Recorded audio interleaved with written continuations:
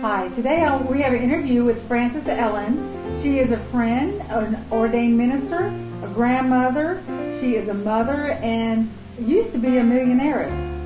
Now, Frances took the road to millionaires by leaving her husband and children and heading to Hollywood in the 70s. She got involved with a Rhodes Scholar, and they built an empire, which ended up with $87 million in 1 year going through their bank accounts. But they crossed the line into white-collar crime.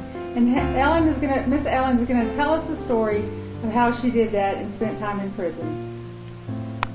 Go ahead. Well, when I divorced my husband and left my children with him by agreement, I did go to California. And I met a very dynamic man and went into business with him.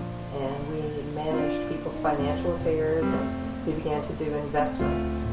And so within a 6-year period of time, we had grown to where we had 150 clients.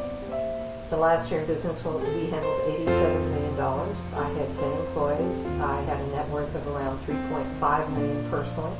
Had 200 pieces of property, $1 million line of credit at the bank. And then all within that 1981, our business went into bankruptcy.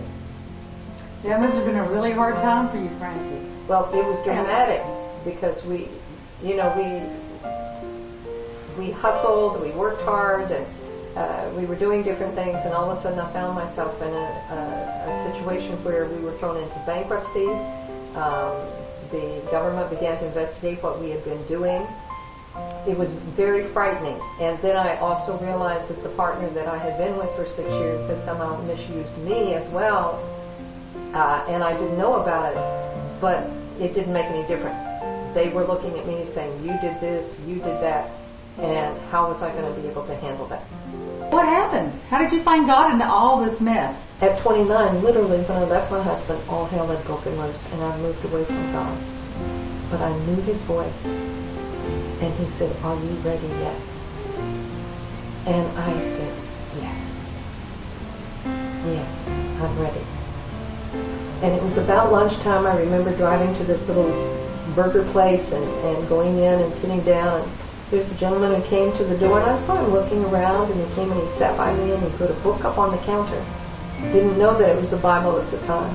We started talking, and I don't even remember what was said, except he said, you're the one I'm here for. And at that time, I didn't know about divine appointments. But God knows where we are all the time. And He sends help to us. And he spoke with me, and he said, you know, the church where I go, most of us have served time in jail and in prison. And he said, what I'd like to do, when you get finished eating, would you come to my car? I'd like to anoint you with oil and pray with you. And then would you please come to our church on Sunday morning? That must have been a time of rejoicing in your heart, knowing that God had heard your cries and that He was here. And that He still loved you no matter what had happened. He was still there for you. You know, and that's the gift that God is that I had been rebellious. I had gone away from Him. I had been living in sin for years. But He was waiting for me to come back. And that was the gift. I turned my life back over to Him that day. I went to that church on Sunday. And I began to realize that I was going to have to change my life. And boy, have you changed your life. I would not even recognize this woman that you're talking about. Well, I wouldn't either, and I go back and look at her sometimes, and I was charged and did serve a 90 days to years sentence in prison. But more importantly, when I got out, I realized that there was nobody to help people who had committed this kind of crime. Because these are not kids on the street, these are not people dealing with drugs, these are professional, educated, knowledgeable people who have just messed up their life. And so I became committed to help them straighten out their life.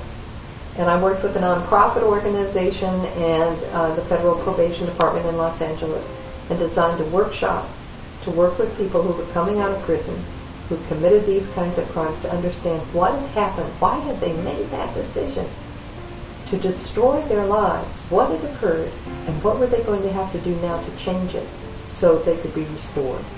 And because I had come back to the Lord and was in a wonderful missionary Baptist church, I remember, that loved me and cared for me and began to teach me the Word again, I always ministered to them in terms of coming to Jesus Christ. And many of them did accept Jesus Christ. Let's all thank Frances for sharing her story of redemption with us today. And we will see you next time. Thank you.